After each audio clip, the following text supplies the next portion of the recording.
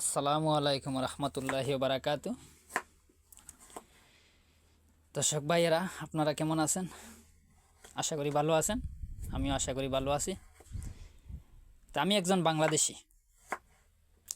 বাংলাদেশি, তাকে প্রবাসে, দেশের নাম হচ্ছে ওমান। যে এক বাংলাদেশি ভাইয়ের কাছে আমি এখন চলে আসলাম।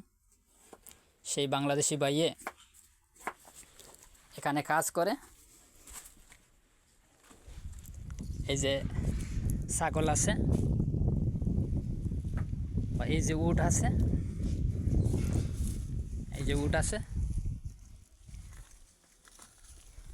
বা এই যে ছাগল আছে। দেশের নাম হচ্ছে ওমান। এই যে বাংলাদেশি ভাই এই খিমার মাঝে থাকে। যে বাংলাদেশি ভাই লাউ বানাইতেছে, পাক করব, খাইব। আর দেখেন আরেকটা জিনিস, টাকার অভাবে সেলুনে গিয়ে চুল ডিজাইন করে ফেলাইতে পারে না, কিন্তু একজন আরেকজনের কাছে গিয়ে বলে আমার মাথার চুলটা একবারে ডুলে ফেলাই দাও।